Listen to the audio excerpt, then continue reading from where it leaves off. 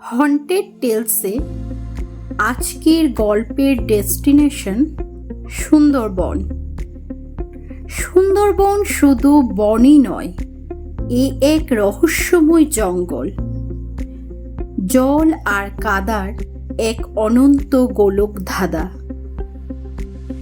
সুন্দরবন ভ্রমণের জন্য রক্তিম ও তার দুই বন্ধু শিয়ালদা থেকে ক্যানিং লোকাল ধরে চলে আসলো ক্যানিং থেকে সোনাখালি পৌঁছে সেখান থেকে বোটে যাত্রা শুরু হলো তাদের সুন্দরবনের উদ্দেশ্যে, তাও আবার নদী পথে। বেশ মজা করতে করতে নদীর নোনা হাওয়াকে গায়ে মেখে ওদের বোট এগিয়ে গেল গোসাবার দিকে। গোসাবা দেখার পর ওরা আবার নদীপথকে সাক্ষী রেখে বিকেলের সানসেটটা দেখার পর ওদের বোট পাখিরালয় একটা হোটেলের কাছে ওদেরকে নিয়ে গেল। বলল, আজ রাতটা আপনারা এখানেই থাকুন, রাতে ঝুমুর নৃত্য হবে, দেখে নেবেন, খুব ভালো লাগবে। বোট নিয়ে কাল সকালে আমরা আবার সজনেখালির উদ্দেশ্যে রওনা হব। কিন্তু রক্তিম ও তার বন্ধুরা রাজি হলো না। ওরা প্ল্যান করলো আজ রাত ওরা বোটের মধ্যেই থাকবে মাঝিদের সাথে। কিন্তু বোটের মাঝিরা রাজি হলো না, বলল, আপনারা হোটেলেই চলে যান, এখানে প্রতি বাঁকে বিপদ, প্রতিটা নিঃশ্বাসে আতঙ্ক, জটাধারী নদী, যেখানে জোয়ার আর ভাটার হিসাব না মিললে জীবন্ত কবর নিশ্চিত। এত কিছু শোনার পরও রক্তিম পিছুপা হলো না। রক্তিম খুব সাহসী ছেলে ছিল। সে বলল, যা হবে দেখা যাবে, আজ রাত আমরা বোটের মধ্যেই থাকব। সুন্দরবনের আমেজটা আমরা বোটের মধ্যে থেকেই উপভোগ করতে চাই। বোটের মধ্যে আমরা খাওয়া দাওয়া করব, মাছ ধরবো, খুব আনন্দ হবে। এমনিতেই রক্তিমের এক বন্ধু পীয়ূষ বলে উঠল, রক্তিম, দাদারা হয়তোবা ঠিকই বলছে, সুন্দরবন সত্যিই ভারী রহস্যময় হয়ে উঠছে যত সময় বয়ে যাচ্ছে। তোরা লক্ষ্য কর।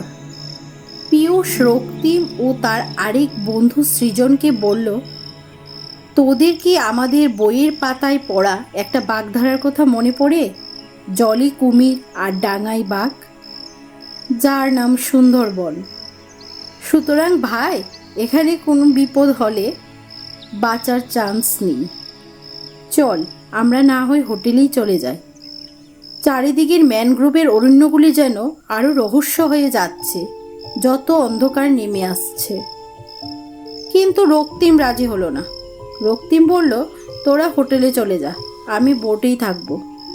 রক্তিমের মুখে এই কথা শুনে বন্ধুরাও নদীর মধ্যে বোটে থাকারই সিদ্ধান্ত নিল। এরপর বোটের দাদারাও এতবার রক্তিমের রিকোয়েস্ট শোনার পর না করতে পারল না। দাদারাও রাজি হয়ে গেল। রক্তিমেরা থেকে গেল বোটের মধ্যে। কিন্তু ওই দিন আকাশে কৃষ্ণপক্ষের রাত, চাঁদও উঠেনি। চারিদিকে শুধু ম্যানগ্রোভের শ্বাসমূলের নীরব ফিসফিসানি। এরই মধ্যে ওদের জন্য অপেক্ষা করছে একটা ভয়ঙ্কর রাত। যাক, কিছুক্ষণ পর অন্ধকার হয়ে গেল। ওরা বোটে খুব এনজয় করতে লাগলো। খাওয়া দাওয়া, আড্ডা, নোনা জলের হাওয়া, গান বাজনা। কখন যে দেখতে দেখতে মাঝরাত হয়ে গেল ওরা টেরই পেল না। এরপর হঠাৎ রক্তিমের মনে হলো ওরা বোটের বাইরের দিকটায় বসে মাছ ধরবে। তখন প্রায় রাত 2টো। রক্তিম বোটের দাদাদের বলল, আমাকে আপনাদের মাছ ধরার ছিপিটা দেন, আমি বোটে বসে বসে মাছ ধরব। তখন বোটের একজন দাদা রক্তিমকে ছিপিটা দিল। রক্তিমও বসে বসে মাছ ধরতে লাগলো। হঠাৎ রক্তিমের চোখ গেল নদীর চরে। রক্তিম দেখতে পেল জলের উপরে কাদার গা ঘেঁষে একটি নীলাচে সাদা আলো স্থির হয়ে কাঁপছে।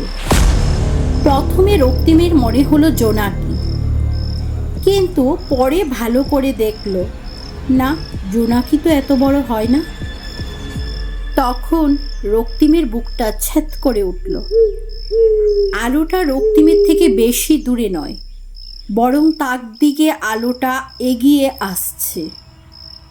আলোটা যেন তাকে নিজের দিকে টানছে আর বলছে, এসো, এখানে আরো মাছ আছে, এখানে এসো, ভয় কিসের? রক্তিম তখন তার সঞ্চিত সাহসের উপর নির্ভর করে চিৎকার করে বলে উঠল, কে তুই? আমি তোকে ভয় পাই না। তার গলার সুর শুনে আলোটা যেন আরো রেগে গিয়ে দ্রুত গতিতে কাঁপতে শুরু করলো।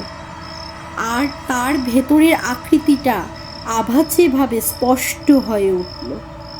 সেটা কোনো আলো ছিল না, ছিল একটা মানুষের ভেজা মুখ, ফোলা মুখ, যার চোখ দুটি যেন 1000 বছরের লবণাক্ত জলে ভিজে আছে। সেটা ছিল এক অতৃপ্ত আত্মা, যে কোনো এক অমাবস্যার রাতে ওই নদীতেই ডুবে মরেছিল। আত্মাটি ফিসফিস করে বলে উঠল, রক্তিম, ঠান্ডা লাগছে? আমার সাথে জলে এসো, দুজনেই শান্তিতে ঘুমাবো। সঙ্গে সঙ্গে নদীর জল পাগলের মতো ফুঁসে উঠল। চারিদিকটা যেন উতাল পাতাল হয়ে যাচ্ছে। নদীতে যেন ঝড়ের তাণ্ডব শুরু হয়েছে। ঝড়ের তাণ্ডবে রক্তিমকে যেন জলে টেনে নিতে চাইছে। মনে হলো যেন তার জামার একটা অংশ ধরে কেউ টানছে। রক্তিমের চিৎকার করতে লাগলো। রক্তিমের চিৎকার শুনে রক্তিমের 2 বন্ধু ও বোটের দাদারা বোটের এক প্রান্ত থেকে দৌড়ে অন্য প্রান্তে রক্তিমের কাছে এলো। এসে দেখল 1000 বছরের লবণাক্ত জলে ভিজে থাকা একটা শরীরের ছায়া রক্তিমকে জলের দিকে টানছে নামানোর জন্য। তখন রক্তিমের বন্ধুরা রক্তিমকে বাঁচানোর জন্য এগিয়ে এলো। সঙ্গে থাকা বোটের দাদারাও বলল, তোমরা সবাই আমাদের সাথে বনের রক্ষাকর্তা বনবিবির মন্ত্র জপ করো। বন্ধুরা ও রক্তিম তখন বনবিবির মন্ত্র একটানা জপ করতে থাকলো। রক্তিমের শরীরের অর্ধেক নোনা জলে ভিজে গেছে। শরীরের কাঁপুনো যেন কিছুতেই থামছে না রক্তিমের। তাও রক্তিম সবার সাথে বনবিবির মন্ত্র জপ করেই যাচ্ছে। হঠাৎ রক্তিম দেখতে পেল আলোটা নদীর অনেক দূরে, নদীর মাঝখানে চলে গেছে। ওইখানে একাকী জ্বলছে, যেন শেষবারের মতো পরাজিত ক্ষোভে কাঁপছে। এই করতে করতে ভোরের আলো ফুটে গেল। রক্তিমরা সুন্দরবন থেকে ফিরে এলো। ওরা আর সুন্দরবনের গভীরে যায়নি, কারণ রক্তিম ও তার 2 বন্ধু এতটাই ভয় পেয়েছিল, ওদের মনে জানা হয়ে গিয়েছিল সুন্দরবনের জঙ্গলে বাঘ বা কুমিরকে হারানো গেলেও নিঃসঙ্গ আলোর নীরব মায়াবী ডাক, যা মৃত্যুতে ভরা, তাকে ভোলা বা তার হাত থেকে নিজেকে রক্ষা করা অনেক কঠিন।